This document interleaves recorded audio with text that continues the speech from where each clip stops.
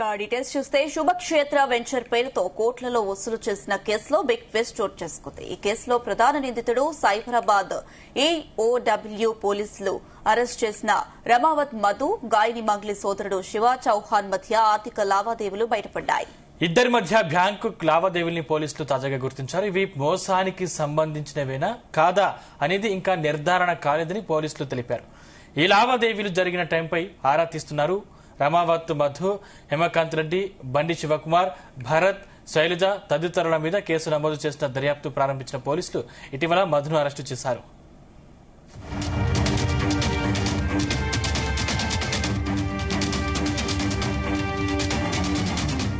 ప్రముఖ గాయని మంగ్లీ, రమావత్ మధు, భరత్ చౌహాన్, శైలజ చౌహాన్, శివ తదితరులు 150 మంది దగ్గర తక్కువ పెట్టుబడికి ఎక్కువ లాభాలు ఇస్తామంటూ 10 కోట్ల వరకు వసూలు చేశారని సుబ్బారావు ఈ ఏడాది మార్చి 27న ఫిర్యాదు ఇచ్చారు. పోలీసులు మంగ్లీ సహా మిగిలిన వారిని మీద కేసు నమోదు చేశారు. పంజాగుట్టలో నమోదైన కేసులోనూ పోలీసులు దర్యాప్తు చేస్తున్నారు. ఈ నెల 16న అరెస్టైన మధును సైబరాబాద్ ఈఓడబ్ల్యూ పోలీసులు బుధవారం 4 రోజుల కస్టడీకి తీసుకుని విచారిస్తున్నారు.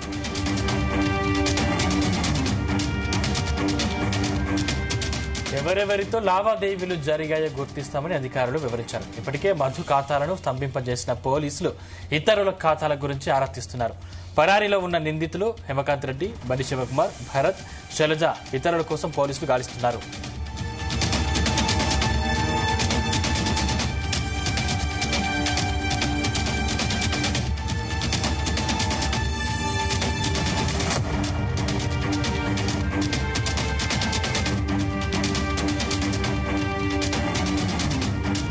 శుభక్షేత్ర వెంచర్ పేరుతో కోట్లలో వసూలు చేసిన కేసులో బిగ్ ట్విస్ట్ చోటు చేసుకుంది. ఈ కేసులో ప్రధాన నిందితుడు సైబరాబాద్ ఈఓడబ్ల్యూ పోలీసులు అరెస్ట్ చేసిన రమావత్ మధు, గాయని మంగ్లీ సోదరుడు శివ చౌహాన్ మధ్య ఆర్థిక లావాదేవీలు బయటపడ్డాయి. ఇద్దరి మధ్య బ్యాంకు లావాదేవీల్ని పోలీసులు తాజాగా గుర్తించారు. ఇవి మోసానికి సంబంధించినవేనా కాదా అనేది ఇంకా నిర్ధారణ కాలేదని పోలీసులు తెలిపారు. ఈ లావాదేవీలు జరిగిన టైంపై ఆరా తీస్తున్నారు. రమావత్ మధు, హేమకాంత్ రెడ్డి, బండి శివకుమార్, భరత్, శైలజ తదితరుల మీద కేసు నమోదు చేసిన పోలీసులు దర్యాప్తు ప్రారంభించారు.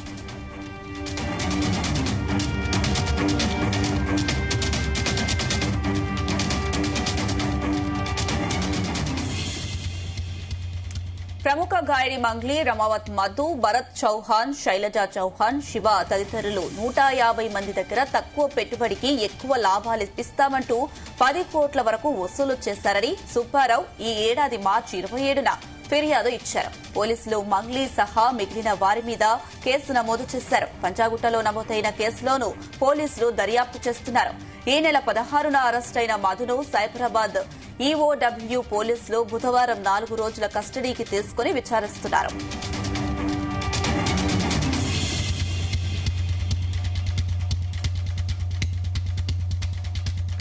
ఎవరెవరితో లావాదేవీలు జరిగాయో గుర్తిస్తామని అధికారులు వివరించారు. ఇప్పటికే మధు ఖాతాలను స్తంభింపజేసిన పోలీసులు ఇతరుల ఖాతాల గురించి ఆరా తీస్తున్నారు. పరారీలో ఉన్న నిందితులు హేమకాంత్ రెడ్డి, బండి శివకుమార్, భరత్, శైలజ ఇతరుల కోసం పోలీసులు గాలిస్తున్నారు.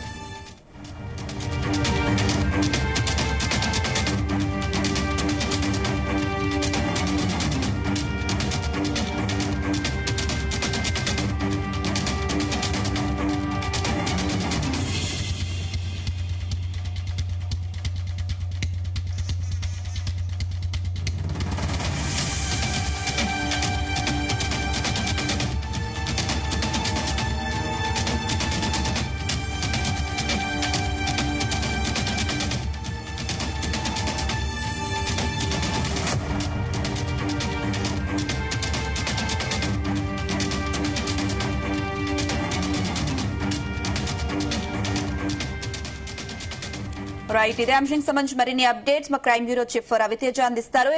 రవితేజ, మైక్రో ఫైనాన్స్ కేసులో బిగ్ ట్విస్ట్ చోటు చేసుకుందని చెప్పొచ్చు. మధు అలాగే మంగ్లీ తమ్ముడు మధ్య లావాదేవీలను కూడా పోలీసులు విచారిస్తున్నట్టుగా తెలుస్తుంది. దీనిపైన అప్డేట్స్ ఏంటి? ఒక పక్క సైబరాబాద్ ఈఓడబ్ల్యూ పోలీసులు ఈ కేసుని దర్యాప్తు చేపడతా ఉన్నారు. మరోపక్క మైక్రో ఫైనాన్స్ వ్యవహారానికి సంబంధించి సిఐడి కూడా రంగంలోకి దిగి సిఐడి ఈ కేసు విచారణ జరుపుతా ఉంది. ఇప్పటి వరకు జరిగినటువంటి దర్యాప్తులో మంగ్లీ సోదరుడు శివకు ఇటు అరెస్ట్ అయినటువంటి మధు ఇద్దరి మధ్యలో డబ్బుల ట్రాన్సాక్షన్స్ జరిగాయి. అనేక కోట్లాది రూపాయలుగా వీళ్ళిద్దరి మధ్యలో ఈ డబ్బులు ట్రాన్సాక్షన్స్ జరిగాయి. మంగ్లీ గాని ఇటు శివ గాని ఆ మధు అనే వ్యక్తి తమకు తెలుసు గాని ఈ దందాలో తమ ఇన్వాల్వ్మెంట్ లేదు, మా పేరు చెప్పుకొని వీరు ఇల్లీగల్ గా చేస్తా ఉన్నారు, వాళ్ళ పైన యాక్షన్ తీసుకోండి ఒక పక్క మంగ్లీ ఈ స్టేట్మెంట్ ఇస్తా ఉంటుంటే పోలీసులు ఈ లోతులుగా దర్యాప్తు చేయడంతో మంగ్లీ సోదరుడికి అరెస్ట్ అయినటువంటి మధుకి ఇద్దరి మధ్యలో అనేక డబ్బుల ట్రాన్సాక్షన్స్ జరిగాయి, కోట్లాది రూపాయలుగా ఈ డబ్బుల ట్రాన్సాక్షన్స్ జరిగాయి అంటూ మాత్రం పోలీసుల ఇన్వెస్టిగేషన్ లో ఇవన్నీ కూడా వెలుగులోకి వచ్చాయి. ఆర్థిక లావాదేవీలు బయటపడడంతో ఈ శివ చౌహాన్ పాత్ర సంబంధించి పోలీసులన్నీ కూడా ఈ వివరాలన్నీ కూడా బయటికి తీస్తా ఉన్నారు. ఇంకా పోలీసులు ఈ అంశాన్ని నిర్ధారించలేదు. అఫీషియల్ గా మీడియా సమావేశాన్ని ఏర్పాటు చేసేటువంటి అవకాశం ఉంది. సంగారెడ్డి జిల్లా న్యాల్కల్ మండలం దామికర్ల గ్రామంలో డిటిసిపి అనుమతితో 16 ఎకరాల్లో శుభక్షేత్ర వెంచర్ ని ప్రారంభించినట్టు ఈ వివరాలన్నీ కూడా పోలీసులు సేకరించారు. 31 మంది దగ్గర 6.58 కోట్ల డబ్బులు వీళ్ళు వసూలు చేసినట్టుగా కూడా గతంలోనే ఈ విషయం పైన అరెస్ట్ అవ్వడము, కేసు నమోదు అవ్వడము, దీంట్లో రమావత్ మధు, హేమకాంత్ రెడ్డి, బండి శివకుమార్, భరత్, శైలజ వీరందరిపై కూడా కేసు నమోదు చేసి పోలీసులు గతంలోనే మధుని అరెస్ట్ చేయడం జరిగింది. ఈ మోసం మొత్తం 20 కోట్లకు పైగా ఈ మోసం జరిగిందనే కేసులో మధు అనే వ్యక్తి కీలక పాత్ర పోషించాడు అనేది కూడా పోలీసులు గుర్తించడం జరిగింది. గత ఏడాది నల్గొండ జిల్లా పిఏపల్లి పోలీస్ స్టేషన్ లో నమోదైనటువంటి గోకులానంద లిమిటెడ్ మోసానికి సంబంధించి కూడా మధు కీలక నిందితుడు. దాంతో కూడా 100-150 మంది దగ్గర నుంచి సుమారు 50 కోట్ల వరకు వీళ్ళు డబ్బులు వసూలు చేశారు. ఇదంతా కూడా ఒక మాఫియాగా ఏర్పడి కేవలం గిరిజనులనే టార్గెట్ గా చేసుకొని డబ్బులు వసూలు చేసి ఫ్రీ లాంచింగ్ అని, భూములని, అనేక స్కీములు అంటూ కూడా రకరకాల జనాలను గుడి కొట్టిస్తున్నా ఉన్న అంశం పైన సైబరాబాద్ ఈఓడబ్ల్యూ ఇటు సిఐడి పోలీసులు ఇన్వెస్టిగేషన్ చేస్తా ఉన్నారు. ఇప్పటివరకు ఇన్వెస్టిగేషన్ లో ప్రత్యక్షంగా పరోక్షంగా ఈ కేసులో సింగర్ మంగ్లీకి సంబంధాలు ఉన్నాయనే దానికి పోలీసులు ఎస్టాబ్లిష్ చేసేటువంటి ప్రయత్నం చేస్తా ఉన్నారు. సోదరుడికి ప్రత్యక్షంగా సంబంధాలు ఉన్నాయి. ఈ మైక్రో ఫైనాన్స్ ద్వారా మధుకొచ్చినటువంటి డబ్బులన్నీ కూడా మంగ్లీ సోదరుడు శివకు అనేక సార్లు ఆ డబ్బులు పంపకాలు జరిగాయి, ట్రాన్స్ఫర్స్ జరిగాయి. తిరిగి ఆ డబ్బు సింగర్ మంగ్లీ అకౌంట్ కి వెళ్ళాయా లేదా అనే ఒక కోణంలో బ్యాంక్ అధికారులకు ఇప్పటికే పోలీసులు లేఖలు రాసి ఆ పూర్తి నివేదిక తమకు అందజేయాలంటూ కూడా ఇప్పటికే నోటీసులు అందజేయడం జరిగింది. ఈ బ్యాంక్ ట్రాన్సాక్షన్స్ పోలీసులకు అందిన తర్వాత సింగర్ మంగ్లీకి కూడా ప్రత్యక్షంగా పరోక్షంలో ఈ మైక్రో ఫైనాన్స్ దాంట్లో ఇన్వాల్వ్మెంట్ ఉన్నట్టయితే సింగర్ మంగ్లీని కూడా త్వరలో పోలీసులు అరెస్ట్ చేసి రిమాండ్ కి తరలించేటువంటి అవకాశం ఉంది.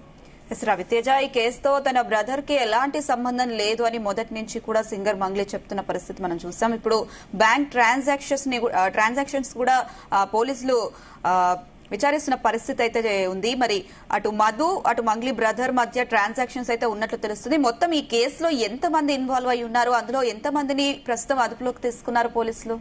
మొత్తం 4 పైన ఈ కేసు నేర ఆరోపణలు వ్యక్తం అవుతా ఉన్నాయి. దాంట్లో సింగర్ మంగ్లీ ఒకరు, తన సోదరుడు మధు, ఆ తర్వాత హేమకాంత్ రెడ్డి, దీంట్లో శైలజ అనే మహిళ పేరు కూడా వినబడతా ఉంది. వీళ్ళంతా కూడా ఒక ముఠాగా ఏర్పడి అనేక మందిని గిరిజనులని తెలిసిన పరిచయాలతో ఈ ఫైనాన్స్ పేరుతో అధిక వడ్డీ డబ్బులు వస్తాయి, ఈ కట్టిన దానికి 3-4 రేట్లు ఎక్కువగా డబ్బులు వస్తాయంటూ కూడా జనాలను నమ్మించి కోట్లాది రూపాయలుగా వసూలు చేశారు. దాంట్లో మంగ్లీ ఇంట్లో కేంద్రంగానే ఈ మైక్రో ఫైనాన్స్ దందా నడిచింది. తనకు తెలిసే ఈ దందా చేశారు. ఈ మధు అనే వ్యక్తి తన ఇంట్లో నుంచే ఆపరేట్ చేసి ఆ డబ్బులన్నీ కూడా తీసుకెళ్లి మంగ్లీ ఇంట్లో నుంచే ఈ లెక్క పెట్టేటువంటి ప్రాసెస్ అంతా కూడా సాగింది అనే ఆరోపణలు వ్యక్తమవుతా ఉన్నాయి. కాబట్టి దీంట్లో మంగ్లీ పాత్ర ఏంటి అనేది ఎస్టాబ్లిష్ చేసేటువంటి ప్రయత్నాలు జరుగుతా ఉన్నాయి. శివకు మధుకు మధ్య ట్రాన్సాక్షన్ కి సంబంధించి వివరాలను కూడా సేకరించారు. మధుతో తమకు సంబంధం లేదు, ఆర్థిక పరమైనటువంటి లావాదేవీలు లేవు, ఎప్పుడు కూడా మేము డబ్బులు ఇచ్చిపుచ్చుకోవడం లేదు, తన తమ్ముడు అమాయకుడు అంటూ ఒక డ్రామా అల్లినటువంటి అంశం పైన ఇప్పుడు మంగ్లీ పైన మొత్తం బంజారా జాతి అంతా కూడా తీవ్ర స్థాయిలో ఆగ్రహం వ్యక్తం చేస్తా ఉన్నారు. తమ ఎంతో కష్టపడి రూపాయి దగ్గర వేసుకొని తమ ఇంట్లో ఉన్నటువంటి బంగారాన్ని, తమ పేరుపై ఉన్నటువంటి భూములని తెలిసిన వ్యక్తుల ద్వారా అప్పులు తీసుకొచ్చి మైక్రో ఫైనాన్స్ లో డబ్బులు పెడితే ఈ రోజు మంగ్లీ నాకు సంబంధం లేదు, నా ఇన్వాల్వ్మెంట్ లేదు, నేను ఆ దందా చేయలేదని చేతులు ఎత్తేసి పూర్తిగా తమల్ని రోడ్లకి ఇచ్చేసింది. అనేక మంది అమాయక ప్రజలు దీని కారణంగా ఆత్మహత్య చేసుకుంటున్నా ఉన్నారంటూ మాత్రం ఈ అంశం హాట్ టాపిక్ గా మారింది. కాబట్టి పోలీసులు ఈ కేసు ఇక్కడ నుంచి స్టార్ట్ అయింది, ఎవరితో స్టార్ట్ అయింది, ఎవరెవరికి సంబంధాలు ఉన్నాయి, మైక్రో ఫైనాన్స్ ద్వారా ఎవరెవరికి డబ్బులు ముట్టాయి, ఏ రూపంలో ముట్టాయి, మంగ్లీకి ఎంత వరకు ఈ డబ్బులు చేరాయని ఒక కోణంలో ఈ కేసు ఇన్వెస్టిగేషన్ సాగుతుంది. రవితేజ, అయితే మంగ్లీ తమ్ముడు ట్రాన్సాక్షన్స్ ని బేస్ చేసుకుని ఇంకా కొత్త వ్యక్తులు ఎవరైనా ఈ కేసులో యాడ్ అయ్యే అవకాశం ఉందా? ఆరోపణలు ఎదుర్కొంటున్నటువంటి వ్యక్తుల కాకుండా ఇంకా గ్రామాలలో చాలా మంది ఈ వ్యక్తుల పేర్లు చెప్పుకొని కోట్లాది రూపాయలుగా డబ్బులు వసూలు చేశారనేది ఈ ఆత్మహత్య తర్వాత ఒక్కరొక్కరిగా పేర్లన్నీ వెలుగులోకి వస్తా ఉన్నాయి. నిన్న మొన్నటి వరకు ఆత్మహత్య చేసుకున్నటువంటి కుటుంబాలు ఎవరికి డబ్బులు ఇచ్చారు, ఎందుకు ఇచ్చారు అనే దానిపై కూడా వీళ్ళు దృష్టి పెట్టి ఆ గ్రామాలలో ఉన్నటువంటి బంజారాకు చెందినటువంటి కొంతమంది నాయకులు మంగ్లీ పేరు చెప్పుకొని డబ్బులు వసూలు చేశారు. ఈ రోజు తీరా డబ్బులని తిరిగి రిటర్న్ ఇవ్వండి అంటే అది తమ దగ్గర లేదు, ఆల్రెడీ మధుకి ఇతర వ్యక్తులకు అవి చేరదేశామంటూ కూడా రకరకాలుగా ఈ వర్షన్స్ వెలువడతా ఉన్నాయి. కాబట్టి రాష్ట్ర వ్యాప్తంగా మైక్రో ఫైనాన్స్ అనేది క్షేత్రస్థాయిలో ప్రతి ఇంటికి బంజారా ఇంటికి చేరుకొని వాళ్ళు నిజంగానే డబ్బులకు ఆశపడి నిజంగానే రెట్టింపు డబ్బులు వస్తాయేమో అంటూ ఆ ఆలోచనతో ఈ పెట్టుబడులు పెట్టము. ఆ పెట్టుబడులన్నీ కూడా మధు ఖాతాకి, శివ ఖాతాకి, మంగ్లీ ఖాతాకు వెళ్లినట్టుగా కూడా పోలీసులకు కొన్ని అనుమానాలు ఉన్నాయి. కాబట్టి రాష్ట్ర వ్యాప్తంగా ఈ కోట్లాది రూపాయలుగా మైక్రో ఫైనాన్స్ పేరుతో అసలు చివరిగా ఎవరి చేతికి చేరాయి, ఎవరెవరు దీని మైక్రో ఫైనాన్స్ లో ఇన్వాల్వ్ అయి ఉన్నారు, మంగ్లీ పాత్ర ప్రత్యక్షంగా ఉందా పరోక్షంగా ఉందా, తన ఇన్వాల్వ్మెంట్ లేకుండా జాగ్రత్తగా తన తమ్ముడిని సీన్ లోకి దింపి దాని ద్వారా ఈ ఫైనాన్స్ చేయబోయింది అనే దానిపై కూడా ఈ కేసుకు సంబంధించినటువంటి అన్ని వైపుల లింకులన్నీ కూడా పోలీసులు దీనిపై దర్యాప్తు చేస్తా ఉన్నారు. Right Raviteja, thank you.